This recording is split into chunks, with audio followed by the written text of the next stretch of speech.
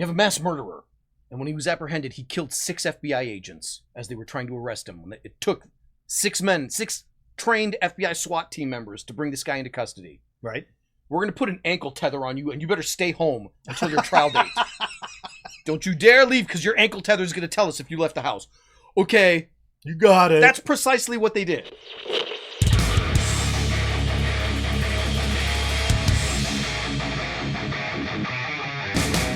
I'm going to do something different here. No joke. Okay. Maybe it is kind of a joke. I'm going to defend Leslie Headland. Get away from her, you bitch! Welcome to Two Gaming Dudes. I don't even know where to go with this, so... More accurately, I'm not going to defend her. This is the shittiest Star Wars we've ever seen. Yeah. It's absolute garbage. I dislike it greatly. Filoni, Kennedy, Headland, they should all be canned and should never work in Hollywood again. Mm-hmm. Okay, all of that is true. However, a couple things happened that made me mad with episode 4. Okay. We were told this episode they're going to do something weird with pronouns. Okay. And that's going to be the final nail on the woke coffin, that they're doing pronoun stuff. Okay. And everybody thought, because of what Leslie Headland had said before, we're going to make this the gayest Star Wars. Okay, yeah. And that she wanted this to be a woke, all the dumb shit that she'd said. Like the worst marketing ever. Right. I was expecting something just so obvious and stupid. I was expecting... Oh, I know exactly what like you're talking about. some Jedi was going to be like, well, he said we're supposed... And then the Jedi, I'm a they... Or something stupid like that. Something like out of Atlas. Right. Instead, it was a cute little furry bunny. Yeah. Is he or is or he they it coming with a... Yeah. Like that was it. That was the big scene everybody was freaking out about with Here's why it bothers me. Okay. My tolerance for bullshit is 0. That means my tolerance for bullshit on both sides of an argument is 0. There is enough shit in this fucking show. We don't have to nitpick to look for things to complain about. No. The show sucks on its own fucking merit. Yes. And I don't normally go into a show trying to nitpick it in that way.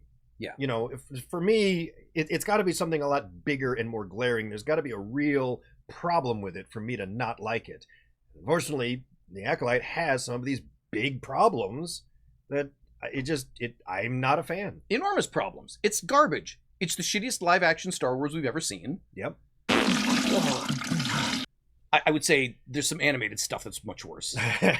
Bad Batch is just shit. Tales of the Jedi, Tales of the Empire, whatever that. You didn't like any of that stuff. Oh my god, the stupid anime ones that they just garbage. But of live-action Star Wars, I actually enjoed a lot of that stuff. Yeah, you enjoy know, a lot of ridiculous shit. I'm ridiculous. It's the shittiest live-action Star Wars we've ever seen. Yeah. We don't have to nitpick and make up things to be mad about. No. There's already enough here to be mad about. I hate this, but I almost feel like I have to explain why I don't like it. Because it's just assumed if I come out and say I did not like the Acolyte, and I get jumped on for, why, is it because of the women or the lesbians or the... Yeah. No, it has nothing to do with that at all. We touched on this already in episode 1. Right. I do not care what sex the lead is, right, or any of that. None of that matters. So let's talk about where it does have problems. Shall we?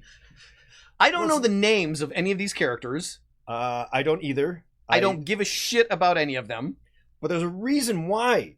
We're never really introduced to the world. We're just assumed it's Star Wars, so you get it. We'll just forget introducing the world and let's just do our thing. Except it's not the world. It's 100 years before. I don't understand the dynamics of this world at all. Either they never bothered to explain why it's different, or they just never did any research to make it the same. I'm not sure that I'm explaining this correctly. No. You're right on, because it's not the Star Wars we know. Right. In Act 1 of anything, in Act 1, Charles harps on this all the time.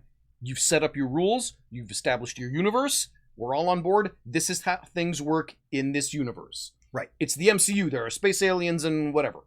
It's X-Men. There are mutants and they have special powers. It's Kill Bill and there are ninjas and whatever. Whatever You've established the rules. Mm-hmm. This world was established 40 years ago. You've already told us we know what Star Wars is. This is how it works. This doesn't follow that. No, which is fine because Andor didn't really follow it, but Andor did a great job at the very beginning laying the groundwork for this is the kind of Star Wars story you're in for. Bravo. And this is how things are going to work. And you could follow it after that. It made perfect sense. This, I keep thinking the Jedi are like homicide detectives or cops. Are they the cops of the world? Is that? I don't know. How I don't it know what works? they are now. Because they clearly have jurisdiction over everything, or do they not? I mean, Are there police? Is there like a Republic police thing? I mean, I don't understand. They knocked on the door and said, "We're here to take your children. Yeah, so we don't want them to go. Well, we have the right to take them." Oh, okay. so do they? Because all we've known of the Jedi is they were the protectors of peace and justice for thousands of years, Right. and then they lost, and the dark times came. The bad guys won. Yes. But what That's- is are they? this? So why aren't you following that? And if you want it to be different, so well, it's hundreds of years before, you can make it different. Absolutely. Establish that beforehand. Yeah. It's just a mess now. You know, so that doesn't make a whole lot of sense. I don't understand why the Jedi all know kung fu either. But that's just beside this point. I don't know who any of these people are. I don't really know their characters. I don't know what's driving them right now. So I get confused as to why they care or what they're planning to do. There's nothing. God, how do I explain it right? They aren't the driving force of the story. The story is driving them.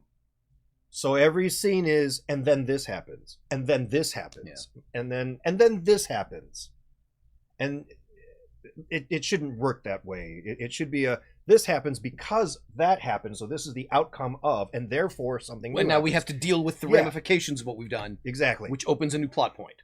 Yeah, and that's not how they're telling their story. This story is told in a and then, and that is really frustrating. See, this is the other Because thing. it doesn't line up. This is the second point that I was going to defend Leslie Headland about. Okay. She had posted something this week, or during an interview, that she intentionally had writers. She intentionally brought in writing staff that didn't know anything about Star Wars. Okay. Which is fucking evident. I see on the surface how that could be a good idea. We're so stuck in our ways. It's been like this since Lucas. Bring in some new ideas and some new perspective. That's Okay. a legit reason to do that. I get that. Yes. You must balance that with people that do know something about Star Wars and who are comfortable enough to raise their hand and say, "I'm sorry, Leslie, boss, this is why we can't do that, because back here we already established." They never did that. No, they did not. So There's, I'm sure her motives in doing that were good. Like, some new ideas, fresh perspective. That'll be fun. There is a channel that's way more popular than ours called the Star Wars Anything. I think it's called Star Wars Theory. Or Okay. like that. It's this one dude who just talks about Star Wars. It's this whole channel. Yeah. And he was watching the Acolyte live in a watch party, and people started spamming him going, "You got to go check out Wikipedia." So in the episode 4, there's a character who's actually in episode 1, The Phantom Menace, the dude with the big head. Mundi. Mundi. Jedi Master Mundi. Yes. And like he would be negative 30 years old. Like his whole species, they explain they only live as long as a human. So how could he possibly be? And then you go to the Wikipedia and they're literally changing it live while the episode is playing, which means there was never any communication back and forth. So somebody at Lucas does know something about Star Wars. Wasn't in the writer's room. Nope. Watching it live. Said, "Oh shit, where's my phone? Guys, you can't do that. Why didn't you ask me first?" And then someone's like, change it, turn it into something else. That's the same guy, by the way, Mundi. Yeah. Who in that scene in the chambers says, "A Sith hasn't been seen in thousands of years." Yeah. Except for last Monday, there was that one. So is the guy not a Sith? He just I'm gonna dresses say- like one and has a red lightsaber and behaves like one, but he's not a Sith. Yeah, the red lightsaber was a dumb idea because we instantly say that's the Sith. Or is it? But if you want to say that, no, he's a fallen Jedi, which is another section from Legends garbage bullshit, but if he's that, which you could have done, then don't give him a red lightsaber. Just give him any lightsaber. But again, then you get into the it's- books and they bled the kyber crystal and all this shit. Fuck, whatever. Nobody cares about that stuff. It was like a Sith thing, but I don't know. What happened in this episode? Here's why this was the better than episode 3. For many reasons, but for one of them, it was only 28 minutes long. Man, these episodes are short. And nothing happened. How can the episode be only 28 minutes long and feel like it goes on forever and still nothing happens? I mean, they have to go to this planet and find the Wookiee. He's dead, and we meet the bad guy. There's no resistance. It could have been 4 minutes of episode. There's no resistance happening. We have to go to the planet. Okay.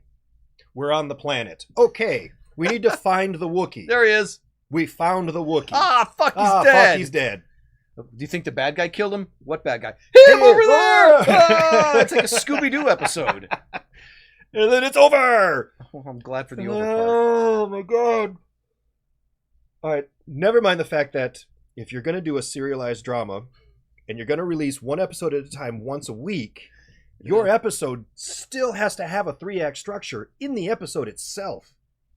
Frickin' CSI, like Law and Order, knows us how to do that. Right, SVU does it. SVU does Chicago it. Fire does it, for fuck's sake. Right.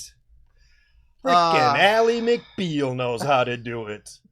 Who, for a long time, I think it's still married to Harrison Ford. Kick ass. For both of them. Go Harrison. Go both of them. Go both of them. Yeah, absolutely. But, yeah. So none of these episodes follow that structure. So you had just ridiculous build-up. And then you end it with, I'm the bad guy! Roll credits. 6 minutes of story. Yeah. 22 minutes of nothing happening. 6 minutes of pushing the story forward. The story forward. I mean, on top, you know what? Who's the good one? Osha or is May's the evil one? Yeah. Osha's the good. May's the evil sister. Yes. Okay. Osha is the one that did the pronoun joke. Is it they coming with us? Yeah. She lives in the Star Wars universe. It's like she knows about aliens. And then someone's, well, but she grew up isolated on the planet Bedrock. Okay. Bedrock. Meet Whatever. the Flintstones. But she grew up with this coven of witches, including many weird-looking aliens. Right. She shouldn't be so thrown off by a talking hedgehog. God. What is that little thing? That's the weirdest thing you've seen all day. That? Yeah, so I You've just been on Coruscant. And that's the weirdest thing you've seen all day. She's been working as a mechanic for all these years. With aliens! A weird alien that can talk? They coming with... You know what's interesting? This is neither here nor there, but you see the twins. Yeah. And you see their 2 moms. Yeah. Neither of them have any Dathomir horns coming out of their heads because it looks stupid for a protagonist. Okay, whatever. Okay, sure, it's fine. But they cast the twins. Right. And they're like, all right, so who's their mom? This Dathomir chick. Okay. Well, the twins are this kind of nice mocha caramel color, and their mom is white. So their other mom has to be just the darkest son of a bitch in all of Africa. So find this super dark Nigerian girl. And that's, okay, super dark, white, pasty chick. Nice mocha caramel color. Great. That's so bad. That was not so unintentional. awful. That was fucking purposeful.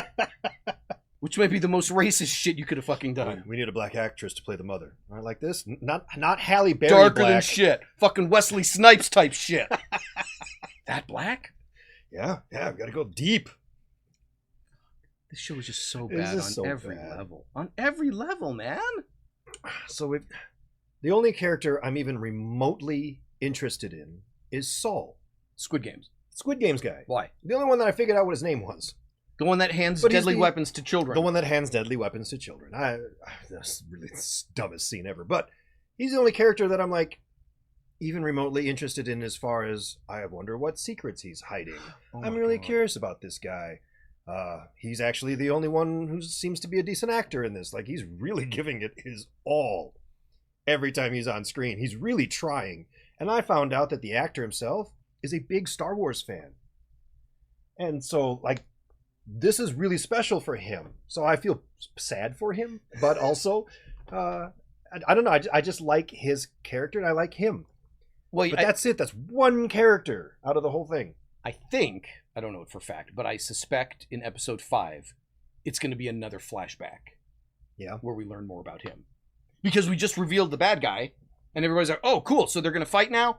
We're going to make you wait one more week for a fight. Let's do another back in time flashback episode where we don't really explain anything with any sense. So you don't know how to do flashbacks. That's fine. You just have entire episode flashbacks. You can tell your story out of sequence. It's okay. It's been done many times. Tarantino does it all the time. Yeah, you can go out of... It's okay. But you got to know what the fuck you're doing. And Leslie Headland is no fucking Tarantino. No. She's no Quentin Tarantino. No. She's not even fucking Quentin Rampage Jackson in filmmaking. She's barely a Randy Quaid. Fuck. I get the people who say, you know what, just be happy we have any sort of Star Wars, turn off your brain and just accept it for what it is. No. And a lot of stuff I can do that for. But when it's this bad, it just takes one. It takes one moment to knock me out. And then it's so hard to get back into it. This is nothing but moments that knock you out. And it just happens over and over and over again. Because I'm constantly like, that made no sense. Why did it happen like that? The power of many. And they're doing this shit like the fucking ancient Jews in Godspell. What are you fucking doing? You look stupid. Well, let's start from the beginning, shall we? Because the whole thing starts with the bar fight that everybody was all excited about. It's her versus Carrie-Anne Moss, and they're going to have a Matrix battle. So we've established there were no cameras in there, so there's no visual. It's just the one witness who saw it, and by the next day, the Force police have come to her home to arrest her. And also, Carrie-Anne Moss must be the shittiest Jedi ever because she drops dead pretty quick. Well, she got stabbed through the aorta. Well, if you had replaced her with Qui-Gon or Obi-Wan or any of these other, they wouldn't have fallen for that stupid trap. No. As soon as she looked over at the bartender, and Carrie-Anne Moss was like, "You're about to throw a goddamn knife at that bartender, aren't you?" And sure enough, she did. And Carrie-Anne Moss was like, "I'll drop my guard, stop everything, reach my hand out, and stare at that for a moment. I'm sure it'll be fine." And I would have. So it's just like dumb moments that didn't make a lot of sense. Well, not just dumb dumb character decisions. Like, within 2 minutes of dialogue, she decides she's going to completely abandon her belief system and betray the master. She's been raised by this guy. Yes. For this one singular purpose, to get her revenge on the Jedi. For what, 15 years? Is that what we've established? Something like 16 years, yeah. So 15, 16 years she's been living with this guy. He's been brainwashing her, telling her all this stuff. Within 30 seconds, you know what? I'm going to go find Osha and betray the master because fuck him. Yeah. Just like that. Okay. What are you going to do? I'm going to turn myself into the Jedi. The ones that we've convinced you are monsters and kill people. Who killed your entire family? Killed your whole family, and you're just going to be like, yeah, I'm just going to surrender to them. I'm sure they'll be totally understanding. Whatever. I just so want this to be over. That's what it is. It's character breaking moments, or just moments where the character makes no sense. Yeah. Why would you do that? Well, because we need to set up this conflict. Why? Because we need to have a conflict. Well, can't you have one develop organically? No, it's better if it's these two. Let's just make something up to make it appear like they've got a conflict. You had another moment in the first episode that right after that, when they're like, all right, we're going to go arrest the woman who we're pretty sure single-handedly murdered a Jedi master with a butter knife. Yeah. Who do you want to send? Oh, just send a Jedi. Just one? Yeah, just a knight. And, I don't know, some kid. You guys got this, right? Yeah, you got this. How are you going to ship her? Let's put her in a... You want to send a paddy wagon loaded to the teeth with armed troops? No, put her on this automated ship with a droid that they can control. Yes, with a couple of aliens. Are you guys going to stay and keep an eye on her? No, we're going to ride home in my rental Uber. They'll make it there on their own. Don't worry about it. They're fine. The droids are great. They escaped. Drama. So do we know anything about the other prisoners? Like, some of them we think might be aliens and can do things. It's like a shitty Con Air. One of them literally has a computer for a brain. Should we worry about that? Is that going to be an issue? Nah, that's probably fine. I don't worry about it. All right. So the lady that killed the Jedi Master used the Force and killed the right? Yeah. Do you want to put her in shackles or like? No, she's fine. So not even handcuffs. No, we're just put her in a cage with metal. This is like you have a mass murderer. You have a mass murderer And when he was apprehended, he killed 6 FBI agents as they were trying to arrest him. It took 6 men, 6 trained FBI SWAT team members to bring this guy into custody. Right. We're going to put an ankle tether on you, and you better stay home until your trial date. Don't you dare leave, because your ankle tether is going to tell us if you left the house. Okay. You got it. That's precisely what they did. Yes. Fuck off. It's just downhill from there, and somehow manages to get worse and worse and worse. So again, this show is definitely not for me. If it's for you, if you are digging this, I don't understand how, first of all, but if you are, I mean, I'd love for you to start commenting down below. Let me know what it is about this show that you absolutely love. Don't tell me you love it because of the concept of it, because we can agree with you on that. The concept is pretty neat. Yes. It is just really poorly executed. Yeah. Like really bad. I agree entirely. It's precisely how I feel about it. So that's what we'd like to know from you. Tell us all about it. Leave some comments down below. Yeah, Those sure. sorts of things. I'm Full gonna disclosure, we don't fully care what you think, but put it down in the comments anyway so we can have something to talk about. I don't even partially care what you think, but I'm glad that this is almost over. I am too. Because I can't remember when I've been more disappointed at some bit of fiction that I was looking for. I was really looking forward to this. I know. And I'm naive. I remember. Because I keep falling for it, but I really thought this was going to be great. I was just so let down by this. You're not alone. I There was a part of me that was kind of excited for it. There was a bigger part of me that knew, no, I've seen where we've been. I know what's going to happen. Yeah. So there you have it. Whatever. There you have It's it. just sad. All right. You know what to do. Leave comments, like, subscribe, share, and we'll see you in another episode. Bye now.